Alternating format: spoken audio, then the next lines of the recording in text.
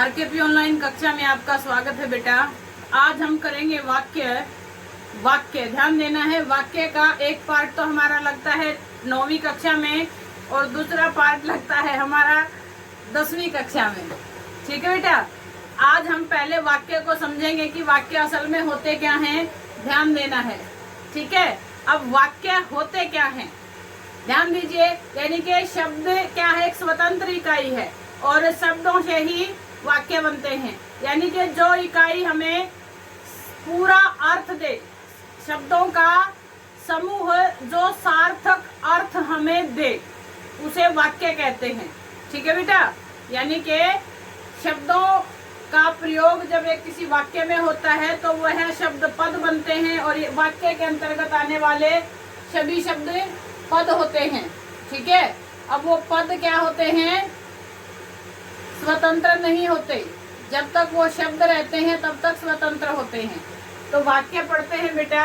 ध्यान देना है कि शब्द से हमारा, शब्दों से वाक्य बनते हैं। ठीक है। शब्दों से वाक्य बनते हैं। कौन से शब्दों से? ऐसे शब्द जो सार्थक यानी कि कोई हमें अर्थ दे, उन्हें वाक्य कहते हैं। शब्दों की सार्थक इकाई को वाक्य कहते हैं छोटे तौर पर। ठीक है बेटा। अब वाक्य के अंग, जैसे देखो शब्दों का समूह क्या है। मोहन ईमानदार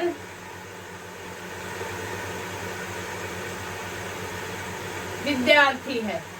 अब ध्यान देना है बेटा, हमने लिखा है मोहन ईमानदार विद्यार्थी है, तो यह एक वाक्य हुआ।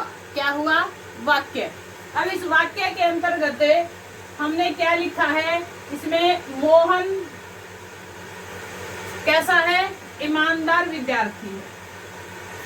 ठीक है। तो वाक्य के दो अंग होते हैं, उद्देश्य और विधेय। यहाँ पर मोहन उद्देश्य है और ईमानदार विद्यार्थी है विधेय है। यानी कि अंग्रेजी कक्षा में आपने पढ़ा होगा, अंग्रेजी क्लास में सब्जेक्ट एंड प्रेडिकेट पढ़ा होगा ना। यानी कि सब्जेक्ट और प्रेडिकेट, उद्देश्य और विधेय। उद्देश्य एक तरह से हम इसको कर्ता बोलते हैं, उद्देश्य को कर्ता कहते हैं।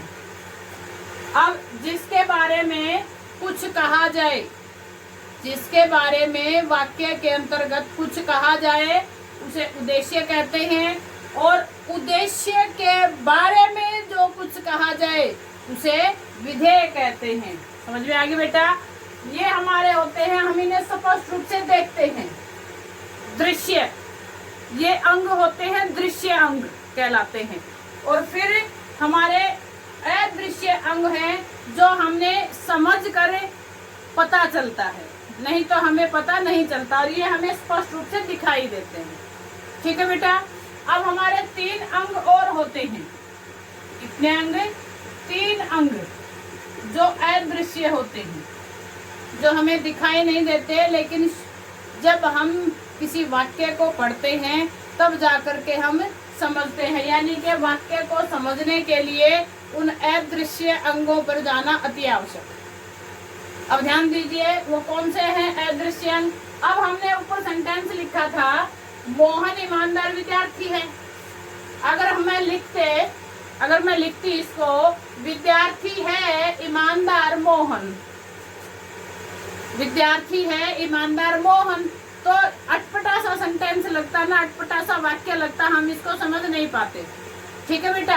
यानी कि हमें पहले कर्ता, फिर कर्म और फिर क्रिया।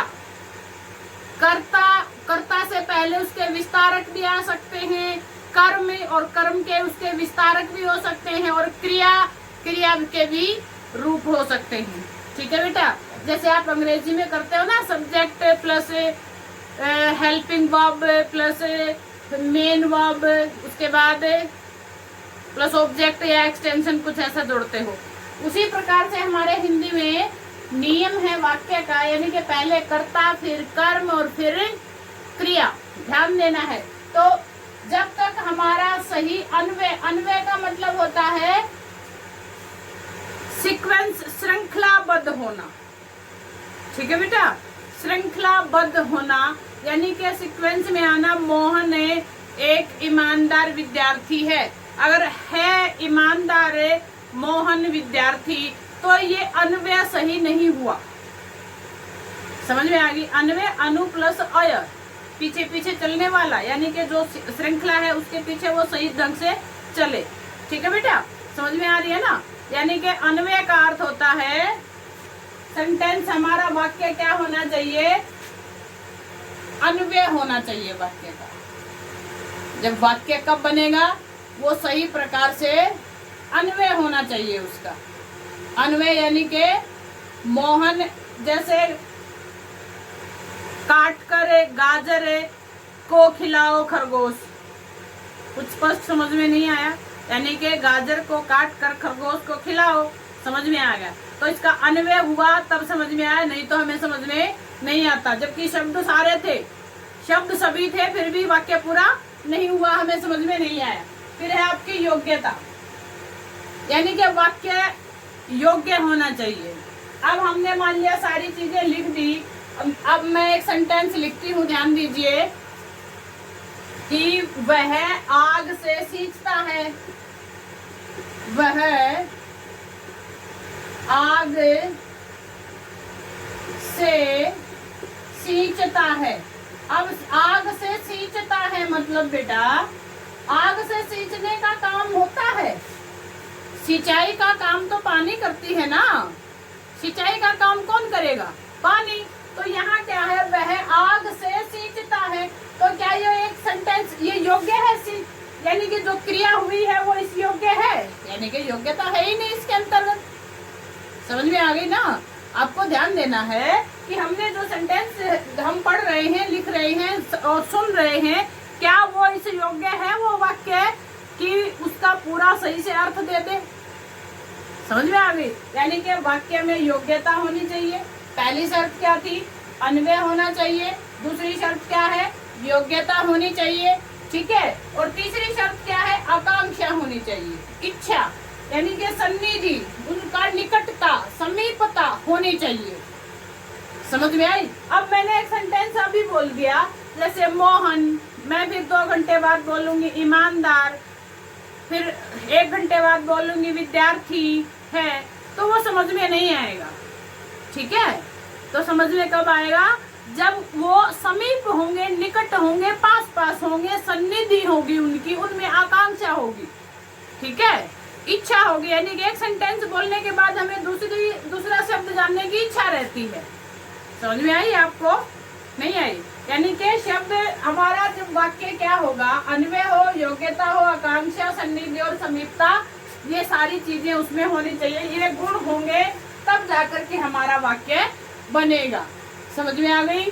उद्देश्य और विधेय होंगे इसके अंग, और इसके गुण यानी कि दृश्य और अदृश्य कहे जा सकते हैं।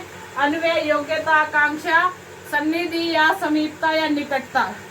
तो आपको समझ में आ गया होगा वाक्य क्या होता है।